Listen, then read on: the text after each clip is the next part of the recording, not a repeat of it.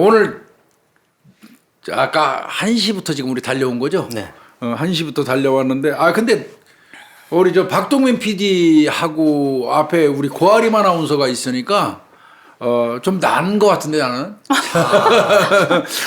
한 숟가락이라도 더 들어주니까 훨씬 좀 편한 느낌이 좀 들어.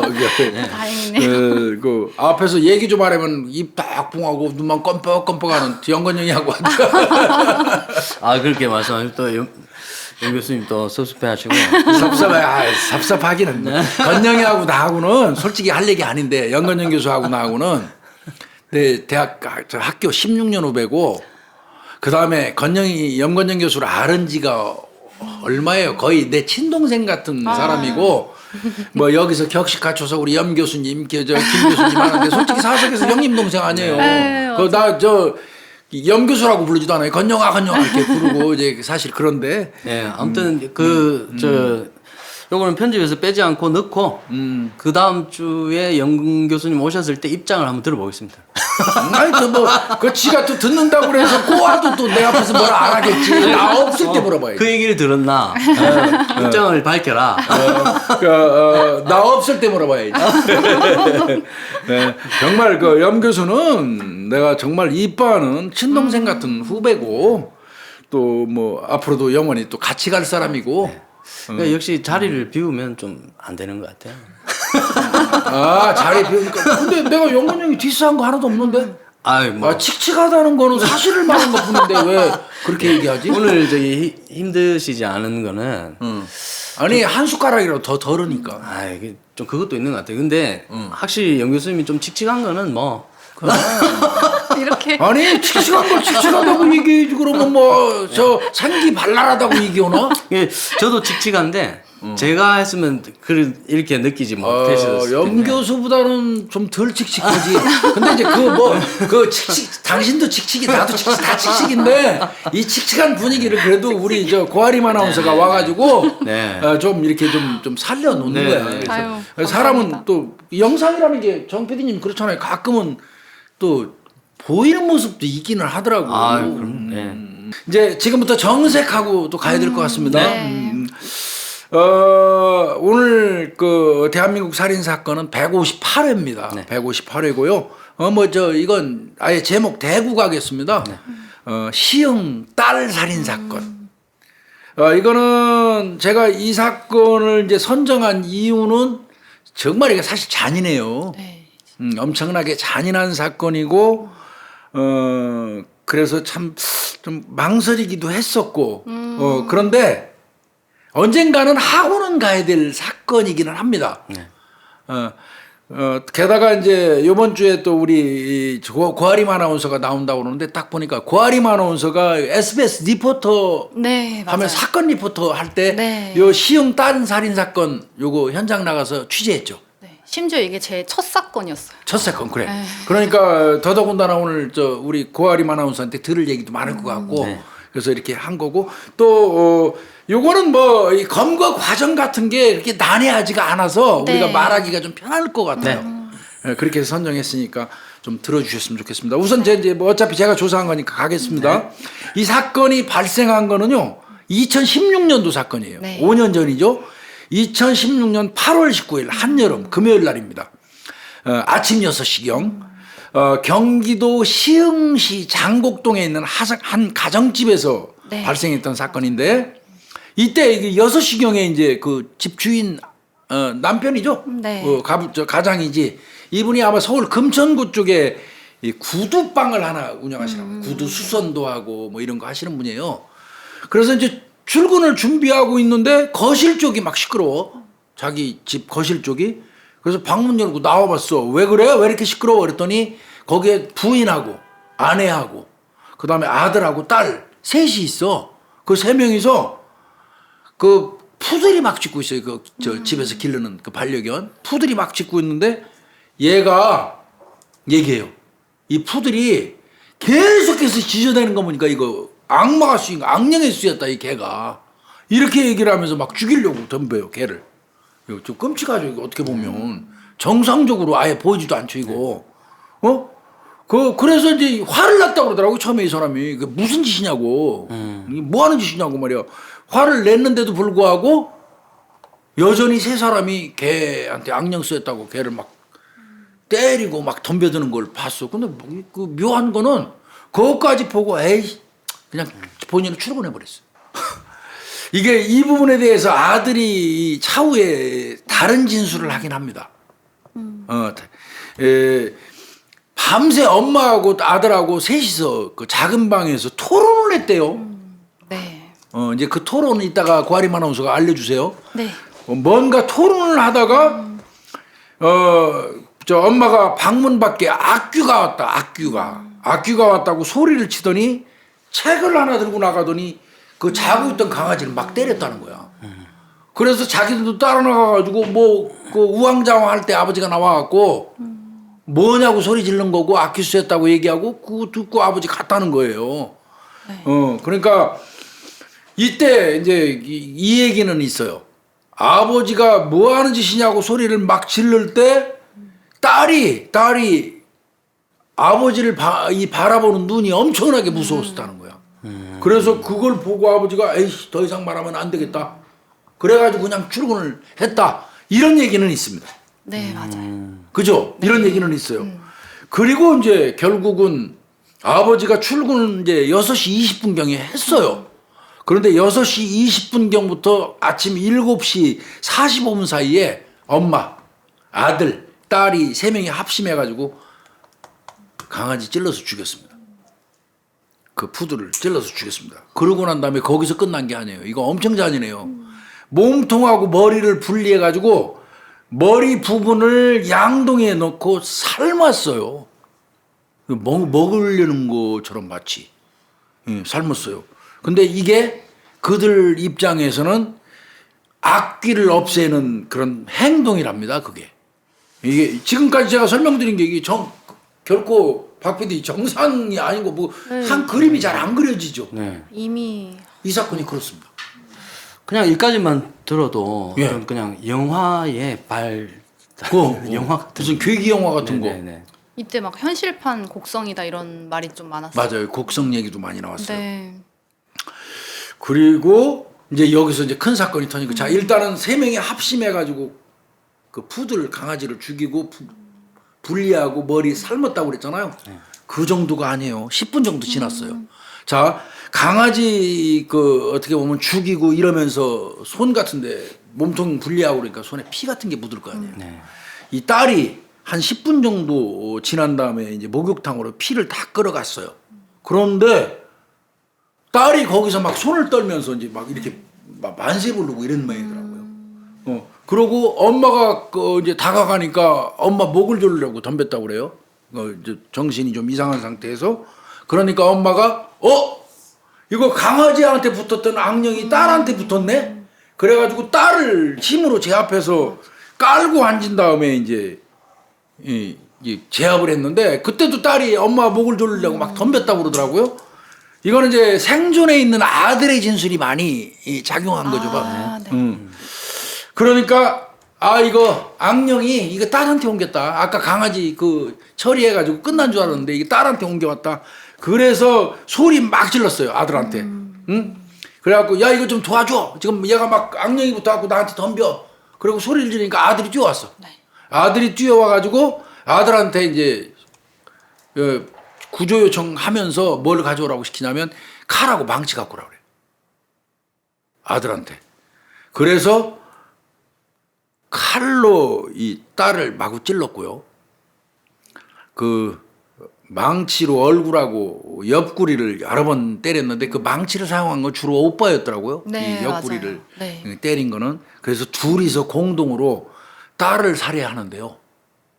그러니까 오빠 입장에서는 여동생, 엄마 입장에서는 딸을 살해하고요. 여기서 또 똑같은 패턴을 합니다. 아까 강아지랑. 딸의 목을 잘라가지고요. 아예 두 모자가 합심해서 목을 잘라내고.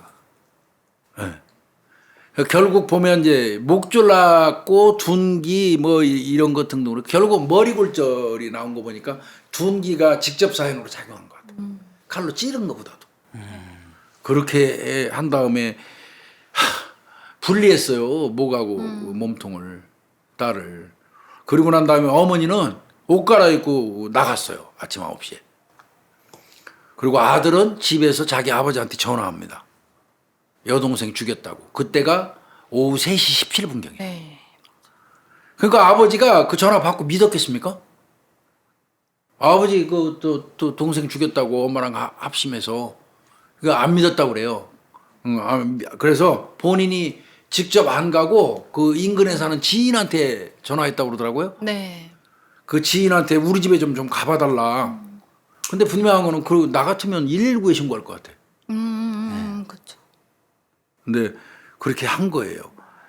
그래서 지인이 가봅니다. 지인이 가보니까 화장실에 진짜 그 딸의 참수돼 있는 시체를 발견을 해요. 응? 그래갖고 놀래서 경찰에 신고한 거고 그때 아들이 체포된 거죠, 현장에서. 네. 이게 아들이 체포되고 난 이후에 엄마 같은 경우는 오후 한 6시 반경에 경찰서 와서 자수하고요. 이게 지금까지 이 사건의 얼개입니다. 박 PD 어떻게 들었어요, 이거? 거의 무슨 공포 영화를 이렇게 만들래도 쉽지 않을 것 같아요. 맞아요. 이거 네. 그 고아림 아나운서 현장 가서 지금 내가 얘기했던 내용 쭉 취재하셨었죠? 여기 좀 다른 거 뭐 그 생생하게 기억나는 거 그 현장 갔었어요? 네, 갔어요. 물론 뭐 열려 있진 않았는데 가면 진짜 그냥 조용한 고 되게 한적한 주택가예요. 네.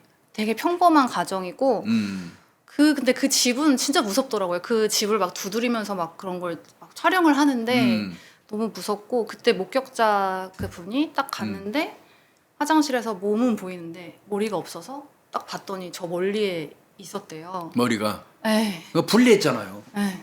근데 눈도 안 감겨 있었다 뭐 이런 말도 있었고 그래서 당시 경찰서를 15번 왔다 갔다 했거든요. 그러니까 취재해야 되니까 첫 사건인데 첫 사건 친구 너무 기이하고 되게 일반적이지 않은 네. 그때 어떻게 추정들을 했어요? 그 머리하고 몸통 분리한 거 이런 거 관련돼서 어떻게 추정들을 했어요? 뒤에 나올 얘기인 것 같긴 한데 종교하고 네. 악령이 쓰였다, 네. 박PD 막 이런 얘기 등등이 나올 때 이미 어떤 종교적인 색채가 네. 좀 묻어나오기는 하죠, 그죠? 네. 네. 그런 것 같습니다. 그러면 도대체 왜? 네. 그럼 어떻게 보면 가족 전체가 이상 증세를 보이는 거 아니죠? 네. 맞아요. 네. 가족 전체가. 이 말이 안 근데 되잖아. 이런 엄마, 딸, 아들, 가족 전체가 좀 이상 증세. 내가 볼 때는 아버지도 이상 증세 보이는. 저도 아빠가 좀 다 있어요. 개를 자기가 기르는 그 집에서 기르던 개를 죽이려고 세 사람이 마누라까지 합쳐갖고 날뛰는데 그걸 보고 딸이 싸늘하게 쳐다본다는 이유로 그냥 팽개치고 갔다. 그때부터 껄끄럼했을 것 같고요. 네. 그 다음에 아들이 전화해갖고 동생 죽였다고 얘기하는데 본인이 직접 안 가보고 아는 사람 시켜서 가서 확인시키는 것 자체도 아버지도 네, 내가 볼 저도 때는 정상적이지는 않잖아요. 그래서 이거는 이 사건 터지고 난 다음에 전문가들이 뭐라고 얘기했냐면요. 가능성을 얘기했어요. 가능성. 이게 공유정신병. 네. 공유정신병. 그러니까 전체가 정신병을 공유하는. 그러니까 이를테면 그냥 쉽게 풀이하면 정신질환에 있는 그냥 가족 집단이라고 보는 거죠. 이렇게 의심을 했었는데. 근데 이게 좀 여러 가지가 나타나더라고요. 고아림 아나운서 취재하면서 들었어요. 그 엄마가 결혼하기 이전에부터 신병 앓았다면서요. 맞아요. 네. 예? 엄마의 조모, 네, 그러니까 할머니. 할머니가 무당이라면서요. 맞아요. 그래서 이제 내림인 것 같은데, 이 엄마를 건던뛰고 그 위에, 그 할머니에서 이렇게 생략하고 일로 내려와서 신병을 앓았다. 이 얘기 있었는데, 그거 맞죠? 취재 과정에서. 네, 있었어요. 아마 그 남편 증언에서 나왔던 얘기로 알고 있는데 근데 결혼 전에 일시적으로 신병이 잦아드니까 그냥 무속인의 길을 거부하고 결혼을 했다고 해요. 그러면 결혼하기 전부터 이 여성이 계속 신병을 앓고 있었는데, 네. 결혼 직전에 이제 좀 멈추니까 증세가. 네. 결혼을 그러니까 이제 하고 결혼을 한 거라 이거죠. 그 신병 앓는 사람 박 PD 봤어요? 나는 봤거든요. 신병 앓으면 어떻다고 생각해요? 못 견뎌요. 병원에 가서 진단명도 안 나와요. 근데 아파요. 본인은. 잠도 못 자고 아프고 그 신병 그래서 이제 내림 받으라고 그러잖아요. 네네. 그래서 내림굿 하고 난 다음에 신어머니 만들고 신딸도 해가지고 무속인 걸 걸어가면 안 아프다고 이제 일반적으로 얘기하잖아요. 근데 진짜 그런 사람들이 우리 주변에 있기는 해요. 못 견뎌서 그 신병 때문에 무속인 길을 안 가면 너 안 된다 이 소리라는 거예요. 귀신이 이를테면. 그래서 이게 아마 엄마의 그 어떤 이상 증세를 보면서 그 무속인 대건너 무속인의 신병하고 이어진 어떤 그 연관성도 생각들을 많이 한 것 같더라고 이 사건 하면. 근데 수사하는 사람들 입장에서는 그런 거 안 믿죠. 네. 사실 이 세 명이 계속 밤새 얘기를 나눴고 그 전부터 식사를 안 했대요. 그러니까 엄마가 못 하게 했대요.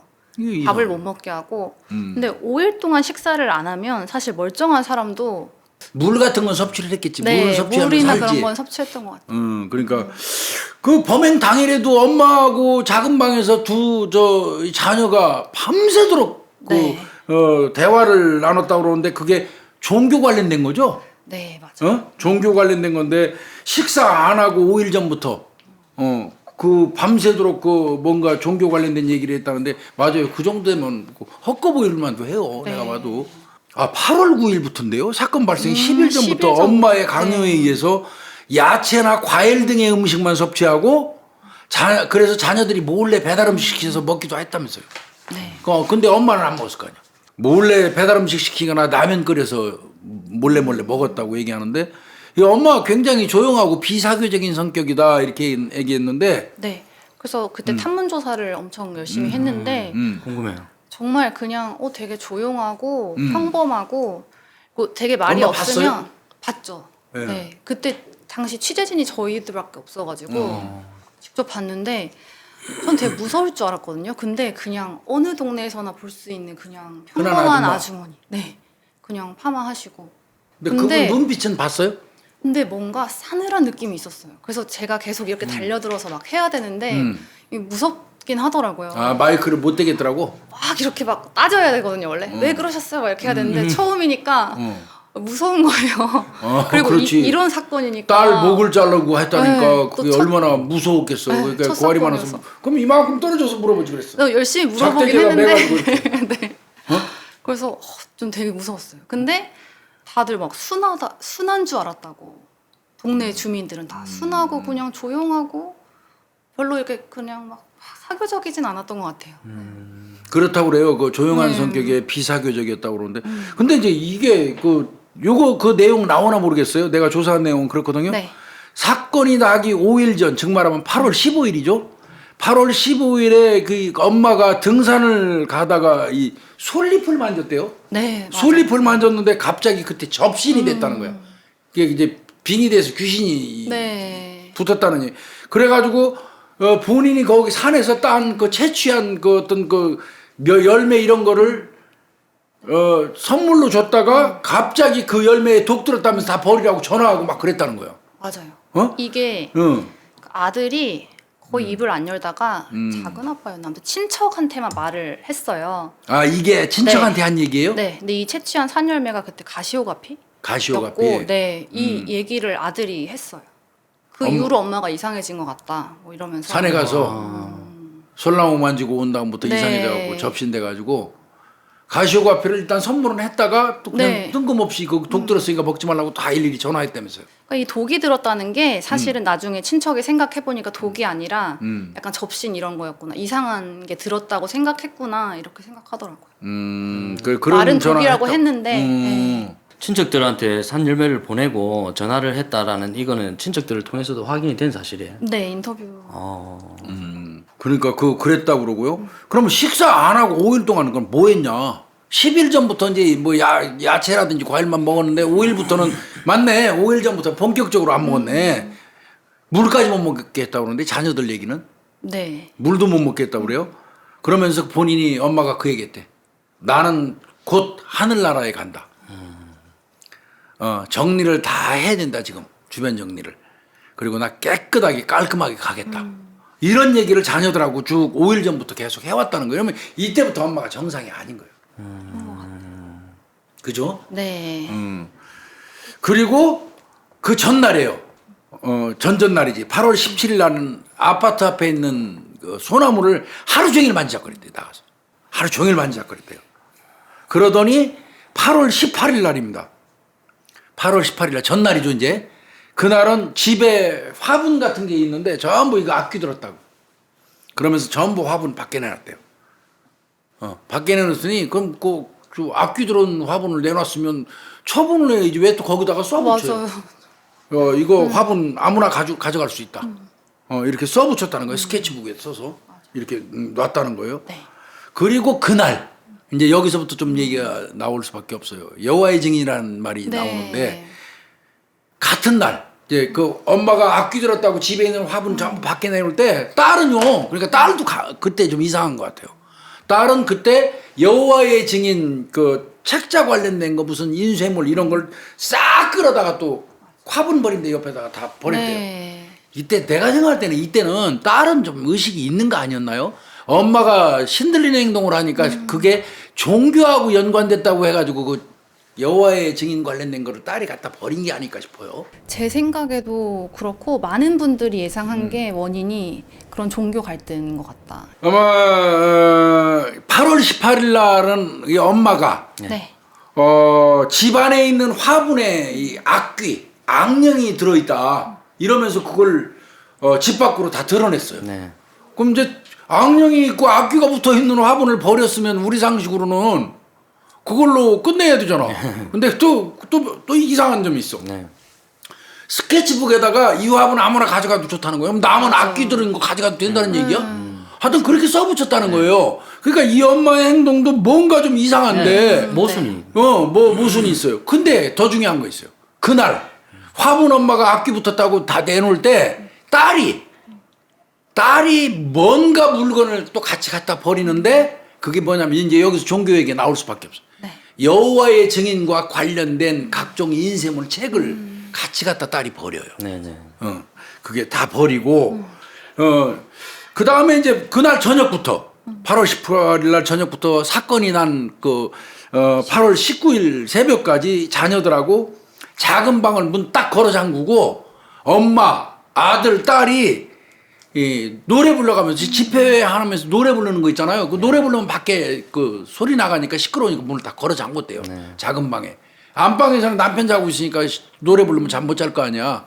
셋이서 토론하면서 작은 방 문 딱 닫고 노래 불러가면서 토론을 꼴딱 새가면서 했다는 거예요. 네. 이제 그런 전 징후들이 있었던 거예요. 네. 이 이제 나중에 이제 엄마 자수했잖아요. 18시 30분경에 와가지고 네. 스스로 자수한 다음에 이 사람 뒤늦게 정신 돌아온 것 같더라고. 경찰 그 당시에 시흥경찰서 한성수 강력팀장 얘기에 따르면 악귀가 딸한테 들은 줄 알았는데 알고 보니까 내가 악귀가 들었던 것 같다. 뒤늦게 이제 그러면서 오해를 했다. 이제 이런 얘기가 있어요. 하여튼 지금까지 일련의 과정을 쭉 지켜보면 막 뭐 좀 무슨 괴기전에 나오는 뭐 이상한 그런 그 드라마 보는 것 같잖아요. 네. 예, 그런 것 같습니다. 근데 고아림 아나운서는 그 당시에 그 현장 가서 취재를 했었으니까 네. 그 지인 그 시신 발견한 사람 아까 몸통은 밖에서 봤는데 보이는데 머리가. 이 머리는 딴 쪽에 있었다. 눈 뜨고 네. 있었다. 이 얘기는 누구한테 전해드린 거예요? 경찰서장님께서 말씀해 주셨어요. 그 당시 네. 서장 목격자 진술이 그렇다라고. 네. 장우성 서장인데 그때 장우성 장우성 서장이 그때 목격자한테 경찰이 그 진술을 받았었고 네. 그 진술 받은 내용을 이제 고아림 아나운서가 취재를 한 거구나. 네. 그랬던 것 같아요. 그럼 지금까지 보면 내가 볼 때는 그러면 이 집회는 여호와의 증인 집회한 거예요. 며칠 전부터 금식하면서 한 거. 그럼 여호와의 증인하고는 어떤 종교하고는 자연스럽게 연결될 수밖에 없어요. 네. 근데 거기에 프로세스 엄마는 무슨 소나무 만지고 접신되고 뭐 이런 거 나오는 거 보니까 막 융합된 것 같지 않아요? 맞아요. 네, 좀 그런 것 같아요. 거기서 뭐 누굴 죽이라는 그런 교리는 없다고 하는데. 그러니까요. 여호와의 증인은 절대 누구를 죽이거나 뭐 제물로 바쳐라 이런 교리 없어요. 그건 분명히 없어요. 그러니까 그거는 아닌 것 같은데 이 엄마가 한 행위는 종교 집회는 여호와의 증인 집회한 것 같아요. 딸하고. 네. 근데 행동은 그 일반 그 어떤 무속인도 사람 죽이고 재물 바치는 거 없어요. 그렇죠. 근데 이제 물론 뭐 경찰은 엄마를 제외하고는 뭐 다른 가족은 뭐 여호와의 증인 신도 아니다 이렇게 얘기를 하긴 하더라고요. 그렇게 발표는 했는데 네. 엄마가 아마 그 종교를 강요하면서 아들 딸 갖다 놓고 계속 설득하면서 밤샌 거 아닌가 싶기도 해요. 근데 작은 나이가 아니거든요, 다들. 네. 근데 이렇게 그 말을 들은 걸 보면 오랫동안 세뇌를 당한 것 같아요. 그러니까 어려서부터 네. 세뇌당한 거예요. 그러면 엄마가 갑자기 막 강아지 죽이자고 하고 뭐 밥도 안 먹고 이런다고 듣지 않잖아요. 그러니까요, 이게. 그때 나이를 보니까 25, 26. 맞아요. 시던데. 그 저 엄마는 54시고 아들은 26이에요. 그 동생이 24인가 그렇죠. 25 알고 있는데. 터울이가 아주 적어요, 네. 보면. 네. 그러면 일반적으로 박 PD 25 먹으면 자녀들이 머리가 다 컸다고요. 네네. 엄마가 하루 종일 앉아서 뭐 먹지 말라고 그러고 그러니까 몰래 배고프니까 저 배달 시켜 먹고 라면 살짝 끓여 먹을 정도면 엄마 말에 거역을 못 한다는 네, 얘기예요. 맞아요. 그죠? 엄마한테 완전히 이 제압돼 있는 그런 상태. 정신적인 같아요. 지배. 아주 오래된 그 집안의 분위기인 거죠. 그런 거예요, 그런 거. 그런 것 같아요. 아버지도 별말 못하고 그냥 출근을 하고 그러니까요. 이런 것들이 조금 근데 이제 추후에 제가 말씀드리려고 그랬는데 아까 아버지는 본인 얘기는 시끄러워서 내다 보니까 푸드를 막 죽이려고 세 사람이 붙어 있더라. 그 왜 그러냐 그랬더니 악귀가 붙었다. 그래서 자기는 시끄럽다고 그랬더니 딸이 자기를 보는 눈빛이 너무 서늘해서 그냥 출근했다. 이렇게 아버지는 얘기했잖아요. 근데 아들 진술은 사실 다릅니다. 아들은 뭐라고 얘기했냐면 우리가 강아지에 악귀가 붙었다고 이렇게 막 하니까 아버지가 나와서 아버지도 같이 칼로 그 푸드를 2번 정도 찔렀다. 이렇게 아들이 진술했어요. 그러면 딸이 서늘하게 쳐다본 게 이해 갈 수 있어요. 그렇죠. 네. 딸 입장에서는 정말 애주중지 길렀던 강아지일 거 아니에요. 근데 아버지가 악귀 들렸다고 엄마가 얘기하니까 같이 와서 칼로 강아지를 2번 정도 찌르면 딸이 눈 시퍼렇게 뜨고 쳐다볼 수밖에 없겠죠. 엄마한테 제압은 당해 있더라고 하더라도. 그게 보다 합리적이지 않나요? 네. 저는 또 그런 생각이 좀 들더라고요. 그러니까 아들 얘기가 맞는 것 같거든요. 그거는. 이 사람들은 다 구속됐어요. 당연히 구속되죠. 네. 이게 아들하고 엄마하고. 그런데 한번 생각해 보세요. 이런 상황이면 이 사람들 재판 진행하겠어요? 이 정상으로 보여요? 완전히 정상이 아닌 상식에서 너무 벗어나 있는 이야기니까. 이게 그래서요. 이런 경우는 경찰에서 구속영장이 발부돼서 송치하면서 치료감호영장 신청을 해요. 치료감호영장 지금 이제 국립법무부병원이라고 해요. 네. 그 전에는 이제 공주치료감호소라고 그랬는데 지금은 국립 이제 법무부병원인데 그 8월 24일 날 공주치료감호소 그 당시에는 치료감호소니까 글로 보내가지고 정신감정해요. 그러니까 이제 법원에다가 감정유치 신청을 했던 거란 말이에요. 그래서 정신감정을 하면 한 달 정도 지켜봐요. 거기다가 수감시켜놓고 쫙 지켜봐요. 그래가지고 이거 완전히 이제 어떻게 보면 제정신 아니고 간 사람이라고 판단되면 책임 무능력자죠. 알고 한 거 아니잖아요. 정신질환에 의해서 한 거니까. 그런 경우는 거의가 그냥 처벌 못 하죠. 그렇지만 하여튼 그 한 달 정도 지켜보고 그 후에 이제 수사 진행하는 거거든요. 감정 결과를 보고. 그러니까 8월 24일 날 입원시켰으니까 한 달 뒤니까 네. 9월 23일 됐어요. 네. 퇴원했죠? 네. 아무 문제 없다는. 아들 같은 경우도 특이한 점은 전혀 없다. 그래갖고 유치장에 다시 수감하고. 이제 엄마는 조금 늦게 왔어요. 그 감정 유치 그 결과가 네. 9월 30일 날 이제 엄마도 같이 문제 없는 식으로 이제 와서 유치장에 수감하고 이제 말 그대로 이제 재판이 진행된 거예요. 그러니까 이거 한 달 정도 정신감정까지 했단 말이에요. 근데 거기 가서는 이상 없는, 내가 볼 때는 범행을 할 때하고 아까 엄마가 들어온 다음에 내가 딸이 악기 붙은 줄 알았더니 내가 붙었다고 오해를 했잖아요. 그럼 맨정신 돌아온 것 같아, 그때는. 그럼 그 상태에서 치료감호소 가면 정상 나올 수밖에 없겠지. 그랬던 것 같아요. 이거는 뭐 당연히 살인, 사체 유기, 혹은 사체 손괴. 네. 거기다 하나 더 있죠. 동물학대. 동물도 그 강아지도 목 잘라서 죽였잖아요. 예. 그래서 세 가지로 해가지고 엄마 김씨 1심에서요 징역 20년 떨어졌어요. 아들은 징역 19년. 이건 구형이다. 참 구형. 구형. 네, 구형이요. 검찰이 구형한 네. 게 엄마 김씨는 징역 20년. 네. 아들은 징역 19년. 네. 그리고 2016년 12월 달에 재판이 있었는데 이때 이제 재판 과정에서 정신과 의사 불러와요. 이거 굉장히 중요해요. 감정인이라고 해가지고. 정신과 의사가 와가지고 이제 판단을 한 건데 이제 결론적으로 말하면 사물을 변별할 수 없다거나 의사결정 능력이 없는 거 이거 아니다. 바꿔서 얘기하면 정상이다. 이렇게 정신과 의사가 심신미약이나 상실 수준 아니라고 저 증언을 해요 법정에서. 네. 이제 그 근거로 뭐로 들었냐면 살인하기 전에 엄마가 저 정신병에 걸렸다고 판단해서 외가에다가 전화로 알린 점. 야, 아들이. 네. 여동생한테 악귀가 쓰였다면서 어머니가 칼과 망치를 가져오라고 그랬을 때 아들이 처음에는 거부를 했었대요. 그럼 합리적인 판단한 거예요. 그런 거. 그다음에 뭐 범행 직전 직후 행동이 의미를 알고 행동했다는 거 이런 등등으로 봐서는 아들 이거 문제 없다. 이게 네. 정신과 의사가 판단한 거예요.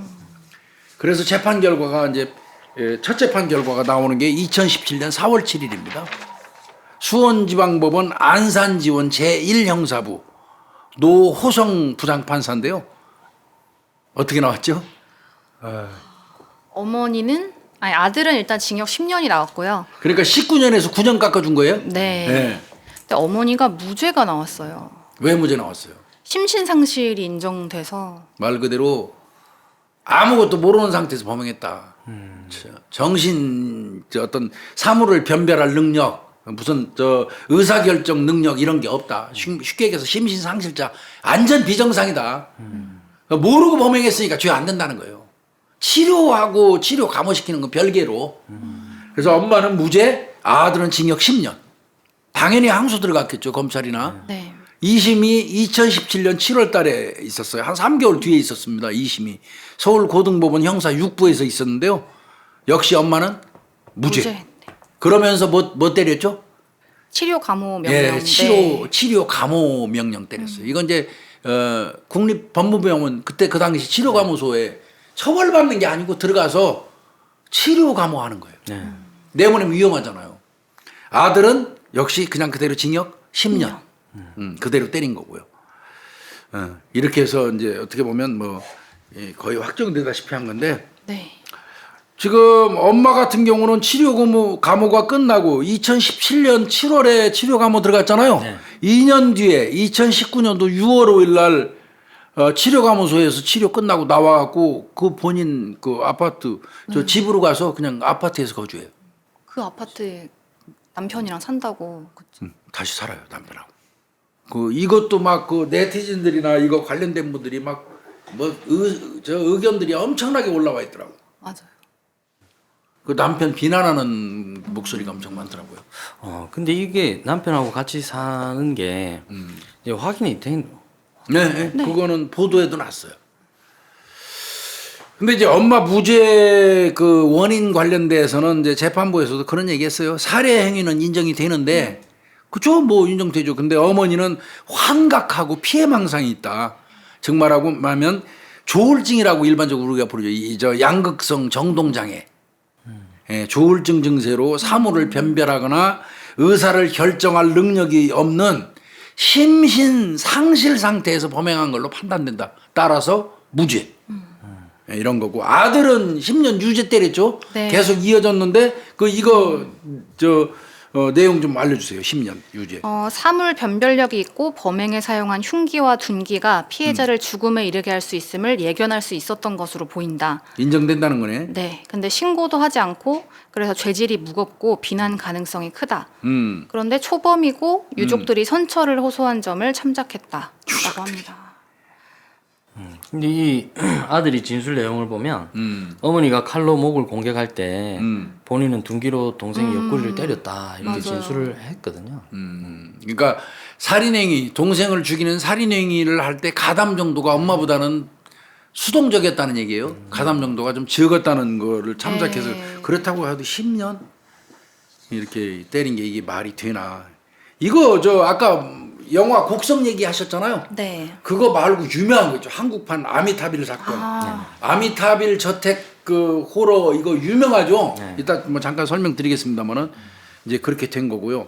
근데 이제 이 사건의 어떤 그 얼개 뼈대는 쭉 제가 설명드린 게 이제 그 정도 선인데 이게 의혹이 몇 가지 이제 있죠. 그러면 이게 단지 엄마의 조모가 무속인이어서 신병을 알았던 게 작용할 하는 걸까?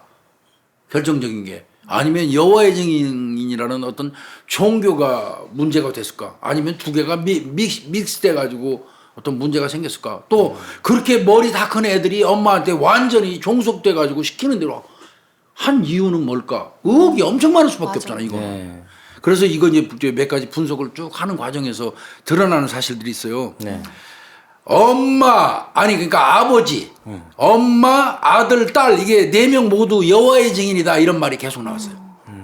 다 신도다. 네. 그러면서 아버지 같은 경우는 56살인데 장로 직함을 가지고 있다. 그러니까 봉사 감독자 직책이라는 거예요.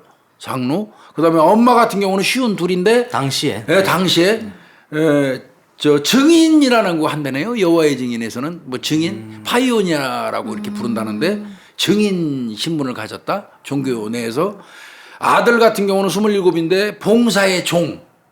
봉사의 종이라고 하면 파이오니아 중국어 봉사 뭐 이런 직책이었다고 그러고 딸 같은 경우는 25인데 증인. 근데 활동 여부가 안 나왔어요, 딸은. 그래서 일부에서는 유일하게 딸이 여호와의 증인이 아니었지 않느냐 이런 말이 나오는 거예요. 엄마가 저 화분에 악기 붙었다고 갖다 버릴 때 딸이 여호와의 증인 책 다 갖다 버렸잖아요. 네. 만약에 여호와의 증인 그 어떤 신도였다면 그 책 같은 거 인쇄물 같은 걸 같이 갖다 버렸을까요? 그래서 딸은 활동한 그 어떤 영역이 없고 그래서 딸은 아니지 않느냐 네. 이런 말들이 있고요. 맞아요. 그 다음에 이제 아까 지인을 시켜갖고 본인이 아버지 내가 저 엄마랑 같이 동생 누구누구 죽였어. 이렇게 아버지한테 오후 3시 17분경에 전화했다고 그랬잖아요. 근데 본인이 안 가고 본인의 지인한테 시켜서 지인이 가가지고 딸 시신 확인했잖아요. 그 지인이 그 주임장로라는 말이 있어요. 주임장로. 그 이제 이 얘기는 좀 그 여러 어떤 그 저기에서 왔다 갔다 하는 이야기들이에요. 네네. 그 부분이 좀 있고요. 근데 그게 의혹의 어떤 그 연관성으로 추정되기도 한다는 거죠. 네. 네네. 이거는 뭐 물론 그 어머니가 다녔던 그 교회라고 네. 표현하네. 네. 여호와의 증인도 교회겠죠. 네네. 아무튼 그 종교 단체에서 뭐 직접 그분들한테 확인되거나 이런 사안들은 그렇죠. 아니죠. 확인되진 네. 않았어요. 그것도 그분들을 대상으로 해서 계속 질문을 하고 뭐 취재도 많이 들어갔을 거 아니에요. 네. 그런데 아마 거기 답변을 잘 안 한 걸로 제가 알고 있어요. 잘 안 하고 근데 어머니는 인정했던 것 같아요. 그러니까 어머니는. 그렇게 보이지 않았다. 평소에 되게 조용하고 그렇게 보이지 않은 사람인데 그런 일을 저질러서 자기들도 놀랐다. 그러니까 신도라는 거 엄마에 대해서는 인정을 한 거예요. 그러니까 경찰에서도 공식적으로는 엄마는 신도였다고 이렇게 얘기를 네. 한 거거든요. 근데 이제 주변에 연관된 사람들의 이야기에 따르면 이렇게 전체가 신도였다 이제 이런 얘기가 들리는 거고요. 네. 이런 말도 또 있어요. 그 딸이 네. 그 여호와의 증인 그 책자 다 갖다가 버렸잖아요. 그게 딸이 엄마로부터 살해되는 계기가 된 게 아니냐. 그런 말도 있는데 그런데 내가 판단할 때는 그건 아닐 것 같아요. 왜 그러냐면 여호와의 증인 교리 자체가 누구를 죽이거나 제물로 삼는 그런 거 자체가 없다는 거예요. 네. 그렇다면 딸이 여호와의 증인 안 한다고 책자 버린다고 그래서 딸 죽일 이유는 없잖아요, 엄마가. 근데 이것도 보니까 좀 조심스럽긴 한데 음. 지금 구약 율법의 배교자에 해당하는 우상 숭배자 가족 성원을 돌로 쳐서 사형 뭐 이런 거를 그 배교자라고 하죠. 이탈자를 다루는 원칙에 적용해야 한다고 2016년 지역대회 연설에서 그런 내용이 나왔대요. 그게 전혀 근거 없다고 얘기할 수는 없네. 그럼 2016년 지역대회 연설에서 나왔다고 하면 여호와의 증인 그러니까 배교자를 이렇게 해도 된다는 거잖아요. 돌로 쳐 죽인다. 사건은 2017년에 났네. 근데 이런 얘기들이 그 종교에 상당히 심취해 있다면 이런 말들이 다 그렇진 굉장히 않겠지만 심각하게 그렇죠. 받아들이잖아요. 다 그렇지는 않죠. 저는. 네. 네, 그러니까 아주 심각하게 병적으로 빠져 있으면. 이 엄마 같은 경우는 그럴 수도 있잖아요. 네네네. 그런 부분이 있었구나.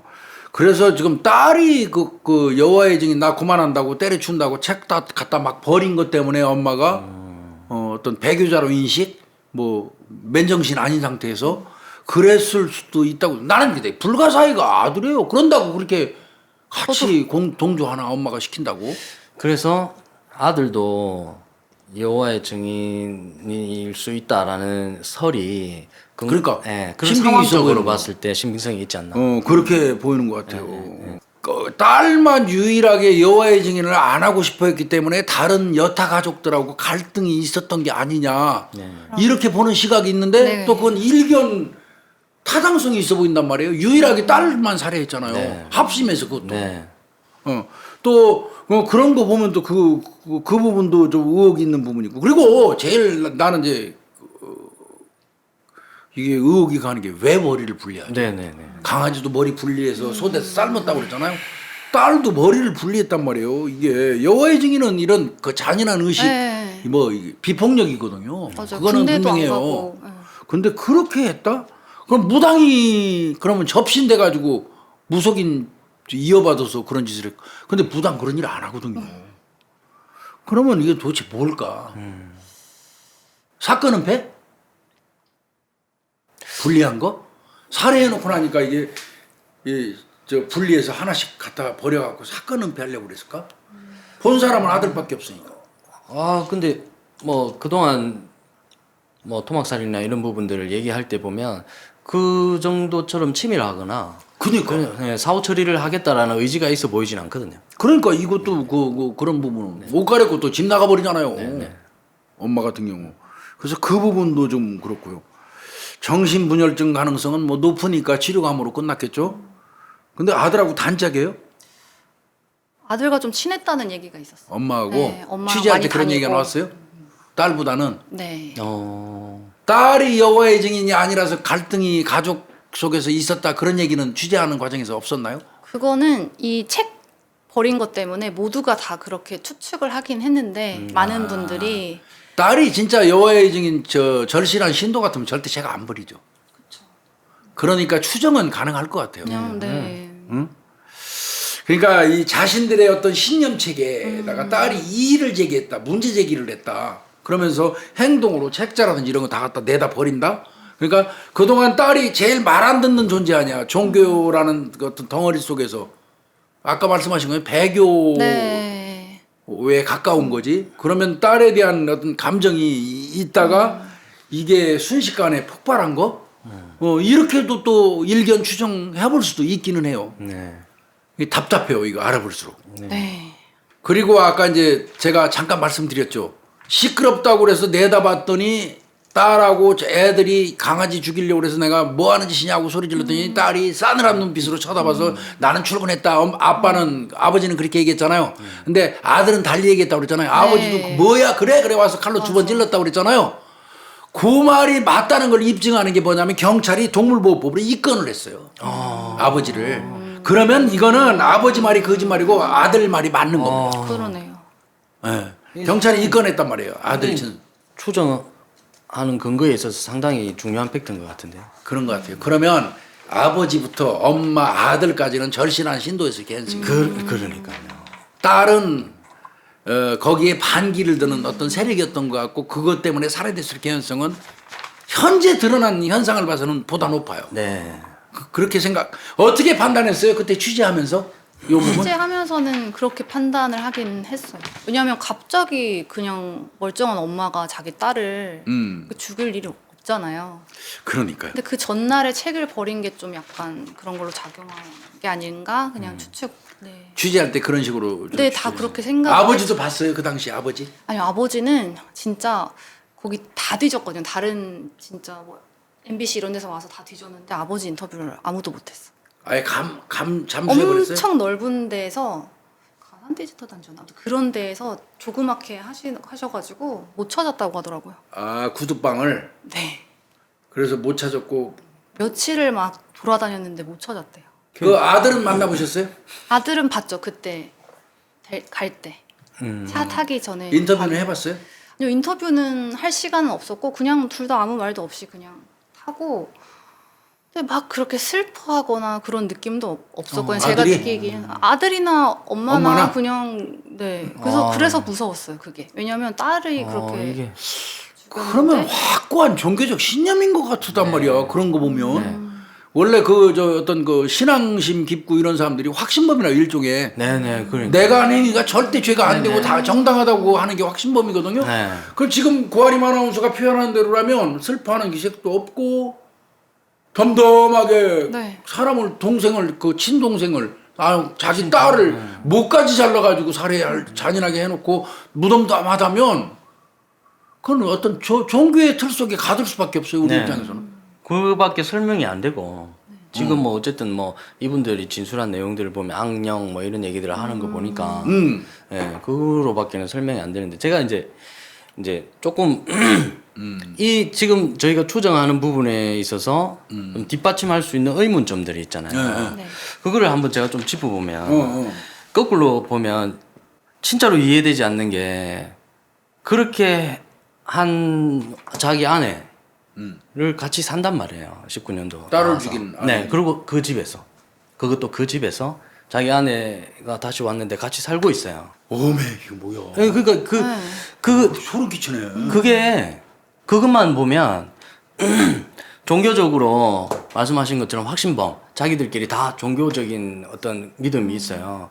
그렇게 그걸로 그거 아니고는 설명이 안 못 살거든요. 상식. 그럼 못 살 것 같아요 진짜.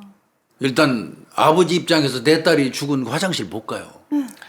엄마도 자기가 범행한 그 장소에 못 가는 게 정성이거든요. 근데 두 사람이 그 한 집에서 지금 산다는 거 아니에요? 네.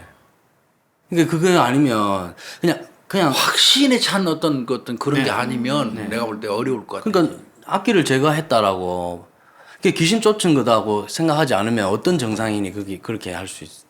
그래서 저는 그게 가장 큰 거기서 이게 진짜로 추정하는 게 맞을 수도 있겠다고 생각했고 또 이제 거꾸로 하나씩 또 보면 지인을 또 보냈잖아요. 네. 지인을 보냈다. 여기서 만약에 그분이 구역 그 어떤 장로 같은 사람인데 그 사람한테 전화를 해서 보냈다면 그거는 종교하고 밀접하게 관계 있는 거예요. 아버지가.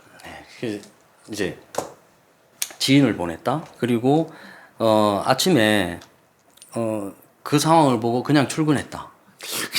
이해가. 네, 그러면 보통의 우리가 일반적인 상식으로 봤을 때 아침에 그런 상황이 벌어졌고 물론 내 가정에서 이 아내 때문에 그런 일들이 자주 벌어졌다 해도 오늘 드디어 일이 났구나 하고 정상적인 아버지라면 뛰쳐가야 돼요. 네, 그것이 어떻게 이렇게 얘기했어요. 믿기지 않아 직접 가지 않고 그건 말이 안 되잖아요. 말이 안 돼요. 이 믿기지 않아라는 단서를 굳이 다른 게 또 이상해요. 어떻게 보면 예, 그렇게 했는데 이렇게 가정을 해보면요. 이제 말씀하신 것처럼 딸만 여호와의 증인이 아니어서 딸이 계속해서 눈에 가시예요. 계속 거부하니까. 네.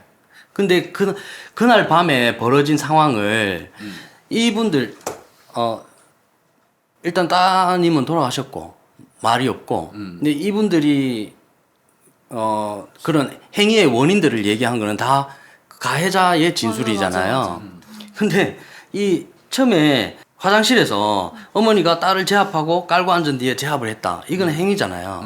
근데 이 행위는 그대로 얘기한 것 같아요. 만약에 그렇게 우리가 시선을 그렇게 가지고 간다면 그럼 이 행위의 원인 손에 묻은 피를 닦으러 목욕탕에 간 딸이 손을 떨면서 자신의 목을 졸랐다.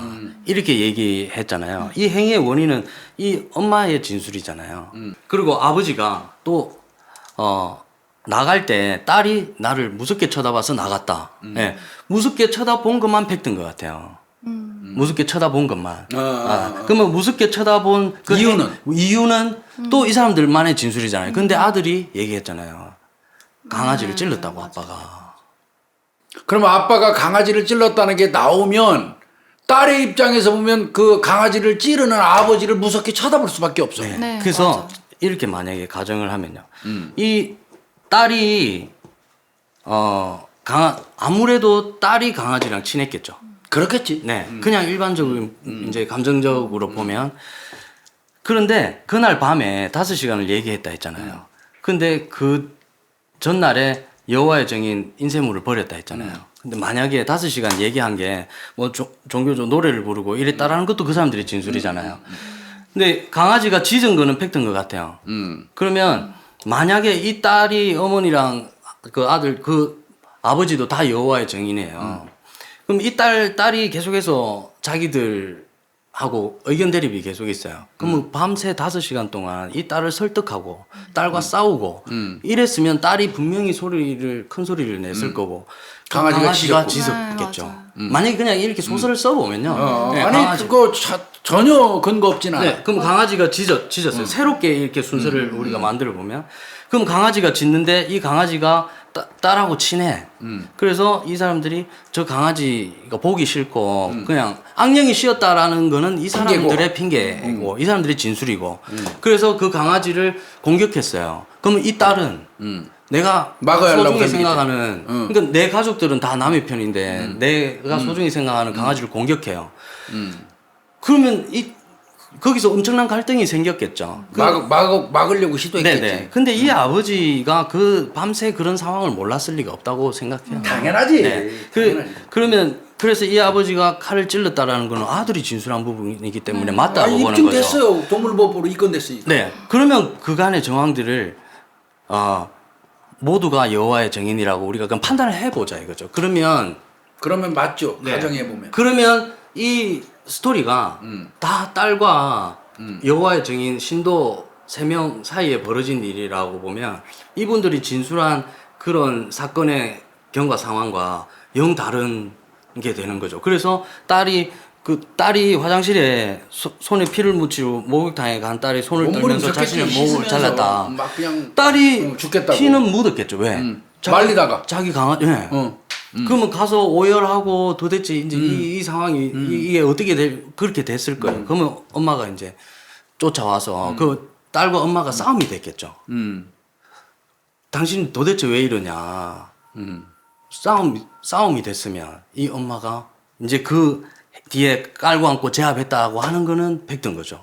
그리고 이제 오빠한테 오빠. 칼하고 망치 갖고 네. 오라고. 근데 오빠는 분명히 엄마가 그렇게 얘기했을 때 현실 인식을 했다는 거예요. 주저했다라는 거잖아요. 그건 현실 인식했다는 네네, 거예요. 인식했다는 거잖아요. 그러면 결국에 이 가정이 이렇게 가정해야 그렇게 그러니까 아버지도 아버지도 다 신도. 내용을 아는 사람이었다는 거죠. 그러니까 아버지도 그게 다 딸이 제거돼야 된다라는 대상이라고 생각했다라는 거 판단해 보면 이제 그 엄마가 치료 감호 받고 나와가지고 아버지랑 같이 사는 상황이 이해가 되는 거죠. 이렇게 그러니까 맞춰져. 뭐 우리가 이건 뭐 단정할 수는 없지만 어떻게 그 공식을 좀 구려보면 네네네. 지금 그 추론한 게 거의 맞아요. 그러니까 지금 이 그 범행의 과정에서 진짜 공포 영화처럼 맞지 않는 의문들이 많잖아요. 맞아요. 의혹이 너무 많아요. 네. 지금 우리가 이거 방송을 하면서 우리 방송은 뭐 어떤 특정 종교를 비하하거나 뭐 이러려는 의도는 추호도 없어요. 네. 대한민국은 저 종교의 자유가 있는 나라고 그래서 뭐 그거는 전혀 없는데 단지 이제 사건하고 연관되다 보니까 우리가 여호와의 증인 어떤 그 얘기가 나왔는데 거기를 우리가 비난하고자 한다거나 무슨 뭐 이 사건에 절대적으로 그 교리가 영향을 미쳤다거나 이런 의미는 추호도 아닙니다. 그러니까 다 말씀해 주셨다시피 그 교리는 그런 게 없어요. 없어요. 그러니까 네. 오해 안 했으면 좋겠고요. 단지 이제 사건하고 접촉되면 뭐 그러다 보면 뭐 일반적으로 저 절에서 뭐 하다 보면 우리가 저 사찰 얘기도 할 수밖에 없는 거고 그런 거니까 그거는 이해하시고 이렇게 생각하면 아버지가 그 동생한테 전화를 받았을 때 지인을 보낸 것도 조금 이해가 되는 부분이 있습니다. 그러면 아버지는 예상하고 있었다거나 그러면 그 부분에 처리하기 위해서 한 걸까? 도움을 받으려고 했나? 또 그렇게 해도 또 모순이 뭐 일정 부분 생기는 부분이 있지만 어느 정도 그래도 더 의문점이 좀 그렇게 사슬을 좀 연결해 소설을 그렇게 써보면 상식적으로 이해 안 되는 의문들이 조금씩 풀리는 느낌이긴 해서 그냥 소설을 한번 써본 겁니다. 소설이라고 하면 이제 추론이에요, 추론. 네네. 그러니까 이제 이거 판단은 우리 구독자님들이 적정한 줄기로 이렇게 좀 판단해 보시는 것도 괜찮을 것 같아요. 그 조금 이 사건 관련돼서 도움을 줄 만한 현장 취재 뭐 그 생각나는 거 또 없어요? 그때? 네. 혈흔이 너무 엄청 많이 있었다고 하고요, 현장에. 혈흔이 엄청 많았다고. 당연하지 뭐 불리했는데. 제가 그 취재를 하셨다고 해서 궁금했던 게 네. 그 부분이거든요. 혹시 이제 동네 주민들하고 주민들 얘기 들었을까요? 인터뷰를 했을 때 혹시 딸이 강아지를 데리고 산책을 많이 했다 이런 얘기가 혹시 있었는지. 그러니까 딸과 강아지의 밀접도, 예, 그런 부분들이 친밀도. 혹시나 있었으면 조금 더 아, 그렇죠. 그런 얘기는 없었는데 아들과 훨씬 친했다는 얘기는 있었어요. 강아지하고 아니요. 엄마. 엄마하고 아들이 엄마하고 아들이 좀 친하고 딸이 조금 네. 소외돼 있다. 그러면 그리고 사실- 딸이 더 애완견한테 애정을 줄 집착할 가능성이 수밖에 더 많죠. 근데 이제 그 반전은 내가 볼 때는 그래요. 아버지는 그냥 소리 지르고 나갔다고 딸이 싸늘하게 쳐다봐서 나갔다고 경찰이 그렇게 진술을 했어요. 네. 근데 나중에 재판 과정, 수사 과정에서 아들이 그걸 뒤집어요. 아버지도 같이 와서 찔렀다고. 두 번 찔렀, 두 번. 정확하게 얘기를 해요. 두 번 찔렀다는 거예요. 그리고 가버렸다는 거예요. 그러니까요. 그러면, 맞는 것 같아요. 추론하는 게. 그러니까 그러면 어떤 딸이 가만히 있어 아버지 싸늘하게 쳐다보고 난리치지. 네, 그러니까 자기들이 유리한 부분만 얘기를 한 거예요. 근데 아들이 동생 죽였다. 이렇게 했는데 지인을 보냈잖아요. 그러면 끔찍한 얘기고. 그러면 이 사람이 이제 그게 이제 그래서 설명이 되는 부분이 나올 때 아버지도 그렇게 했다라는 두번 질렀다. 벌어질 일을 어쩌면 알고 있었다라는 추정할 수 있는. 네. 근데 기소를 못했으니까 우리가 섣불리 말을 네, 못하는 네, 거예요, 네, 아버지. 그래서 이 사건은 그 여러 가지 의혹들이 있는데 저희가 쭉 얘기하고 또 고아림 아나운서가 현장 가서 했던 얘기 쭉 한 거 가지고 우리 구독자님들이 이제 뭐 여러 가지 생각들을 하실 것 같고요. 네. 하여튼 사실 제가 취재할 때는 엄마 목을 졸랐다는 얘기는 없었어요. 그때는 그냥 딸이 손을 떨어서 악기가 옮겨간 걸로 생각해서 이렇게 했다. 근데 갑자기 이제 뭐 자기 엄마가 목을 공격했다. 조르고, 네, 엄마를 엄마를 공격하고 공격했다, 딸이. 이런 얘기가 저는 이제 본 거예요. 재판 과정에서 나온 거예요. 네, 그래서 이게 사실 가해자들이 한 말이니까 맞아. 아, 그냥- 취재 과정에서는 딸이 엄마를 공격했다는 말은 그런 없는 말은 거네. 없었어요. 네, 그때까지는 없었고 아, 경찰분들을 취재했을 때 손을 떨었다. 여기까지였어요. 진짜. 근데 이제 나중에는 뭐 재판 과정 뭐 이거 얘기 보니까 딸이 떨면서 엄마를 공격해서 싸움이 돼가지고 딸을 제압해서 망치하고 칼 가져오라 그래서 죽였다 이렇게 나오거든. 근데 그것도 딸이 도발한 게 나온단 말이야. 근데 그것도 가해자의 진술이잖아요. 결론. 근데 이제 정당화하려고 바뀌었죠. 똑같이 가해자들의 진술이지만 바뀌었죠. 네. 수사 과정과 재판 과정이 네. 다르죠. 근데 본인들한테 유리한 진술이잖아요. 네. 덤빈 걸로 바꾼 거지. 네네네. 처음에는 그게 사실이었는지 몰라. 처음 얘기가. 그러죠. 그러니까 처음 얘기가 또 재판 과정에서 변호사들하고 얘기하고 하면서 혹시 딸이 오히려 뭐 싸웠냐? 그러니까 도발했는지 여부를 도발을- 따져갖고 네, 네, 네. 약간의 네, 저 네, 희석을 네, 시킬 네, 수는 있겠죠. 네. 근데 분명한 거는 엄마는 정상이 아니었던 건 맞아요. 네. 분명해요. 그러니까 아들이 사립 판단이 되는데도 불구하고 맹목적으로 그랬기 때문에 아들은 10년 사는 거고요. 그러면 지금은 뭐 이런 사람을 관찰하거나 계속 뭐 치료를 받아라 이렇게 할 수는 없는 거예요. 근데 치료 과모를 끝나고 엄마는 복귀했잖아요. 집으로 지금은 아버지한테. 그냥 이렇게 예, 그런 같이 거고 살고. 아들 같은 경우는 10년 정도 살고 나오면 이제 아마 그 관찰 대상은 될 거예요. 네. 우범자 관찰 대상은 될 겁니다. 근데 이건 정말 잔인하고요. 네. 그래서 아까 뭐 곡성 얘기도 나오고 그랬는데 아미타빌 저택 호러 이 사건은 그냥 간단히 설명할게요. 네. 아미타빌 이거 저택 호러 이거 호러물 좋아하는 사람은 다 알 걸. 네. 이게 1974년 11월 달에 이제 그 새벽에 네. 뉴욕 근교에 있는 아미타빌 그 마을 한 주택에서 일가족 6명이 총기로 살해된 사건이 있었어요. 범인 잡았죠? 네. 장남이에요. 로날도 데페오라는 사람이 잠자는 가족들 돌아가면서 가슴에다 빵빵빵 쏜 거예요. 장총으로. 그래갖고 완전히 어떻게 보면 일가족을 장남이 몰살한 거예요. 그런데 경찰한테는 가족 죽인 건 내가 아니다. 나한테 알 수 없는 어떤 소리가 들렸고 가족들을 악마로 보이게 만들어서 내가 총 쐈다는 거예요. 돌아가면서. 그래갖고 징역 25년 받은 사건이에요. 자, 그 집 누가 들어가 살겠어요? 6명이 집 방방에서 다 죽었는데. 그 저택이 버려지다시피 한 거예요. 그런데 1년 저 후에 조지 러츠라는 사람하고 캐시 러츠 이 부부가 집이 싸잖아요. 안 팔리니까. 거기를 구입해서 거기 간 거예요. 근데 그때 매일 밤 그 미스테리 사건이 발생했어요. 소리가 막 들리고 그다음에 막 뭐 썩는 냄새가 갑자기 확 피어오르고 창문이 들들들들 흔들리고 또 이상한 막 발자국 소리 들리고. 네. 그래서 이제 이 사람들이 놀래가지고 전문가들한테 의뢰한 거예요. 그러니까 전문가들이 카메라 설치해갖고 전부 찍었어요. 네. 근데 거기에 그 사람 영상 하나 나왔잖아요. 그거 아마 올려주십시오. 네네. 그게 그 저 죽은 6명의 가족 중에 막내 존 매튜코스? 네. 매튜코스라는 친구하고 얼굴이 유사하대요. 그 사진상에 찍힌 잔영에. 네. 그래서 이제 놀래갖고 이 사람들이 이사한 사건, 이게 아미타빌 그 사건인데요. 네. 이거 굉장히 이거 실제 있었던 일이랍니다, 이게. 네. 그래서 그 러츠 부부가 새벽 3시 15분만 되면 그 로날드 대페오가 가족을 죽이는 모습이 보인다고 얘기를 했나 봐요. 그 완전히 이거 공포 체험한 거 그 집에서 싸다고 이사 간 건데 워낙에 넓고 좋은 집이 이렇게 쌀 수가 있냐고 처음에 모르고 들어갔다는 거예요. 이게 대페오 저 총쏜 그 가족이 살기 전에 거주한 가족들은 2대에 걸쳐서 천수를 누리고 살았다. 사건 나기 전에 뭐 이런 얘기 있고 이게 소설로 나온 모양이더라고요. 이제 아미타빌 호러 해가지고 베스트셀러 됐대요. 이게 관광객들도 많이 가고 그런 모양이다. 여기 또 그 체험한다고 이게 참.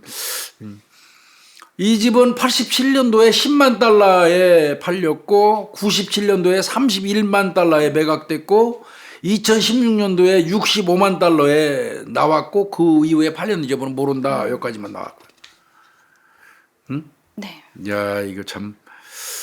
그러니까 이것도 뭐 저희가 앞 사건 이후에 소개하는 이유가 한국판 아미타빌 사건이라고 불렸거든요. 네, 그러니까 가족들이 악마로 보인다고 해서 가족을 다 쏴 죽이고. 쏴 죽인 거잖아요. 그래서 이제 한국판 뭐 아미타빌 호러 사건이다. 뭐 이렇게 했던 거고. 우리 이제 영화로는 영화 곡성. 네. 그걸 이제 갖다 댄 거고. 그 이후에 이제 러츠 부부가 와서 겪었다라는 어떤 그런 상황들에 대해서 그게 진실이냐, 아니면 그러니까 예, 책을 팔기 위해 만들어낸 얘기냐 어. 이런 논란은 있는 상황이에요. 당연히 있겠죠. 네, 네. 근데 이제 뭐 그 사진 찍은 거 뭐 이거 나와가지고 또 이제 신빙성을 더해줬던 것 같은데. 네. 근데 전문가를 초빙해가지고 그거를 의뢰한 건 사실인 것 같아요. 네. 그러니까 그 부분은 맞지 않을까요? 예, 근데 이제 이게 살인자 대표, 예, 로날드 대표가 이 소설의 작가 앤스는 전국을 돌며 이 책이 사실에 근거한 것이라고 선전을 했지만은 자신의 변호사이던 윌리엄 웨버와 러츠가 만든 헛소문일 뿐이다. 이러면서 이제 이 살인자 대표가 막 주장을 했어요. 그 자신이 재판 때도 이런 이야기를 지어내 달라 이렇게 종용당했다 이렇게 이제 주장을 했는데 그 주장이었거든요. 근데 변호사 이 웨버가 79년도 9월 17일에 이제 피플 잡지에서 이제 이런 인터뷰를 했어요. 책이 거짓이라는 건 사실이다. 그럼 거짓말이라는 거예요, 그 책이? 근데 러츠가 하고 자신, 그러니까 이사 온 러츠가 하고 자신이 술을 마시며 지어낸 얘기다. 이렇게 인터뷰를 뭐야, 했어요. 그러면 자기도 같이 지원했다는 거야? 네. 러츠 식구하고? 네네. 그러면 그래서 이게 이제 결과를 보면 왜 지어냈는 줄 알죠. 이제 아미타빌 호러가 300만 부 이상 우와, 팔렸고, 책 300만 부 팔렸으면 뭐 이게 이거. 영화돼 가지고 80만 불 이상을 벌었다고 합니다. 그럼 이거 네. 픽션이 가능성이 높네. 네.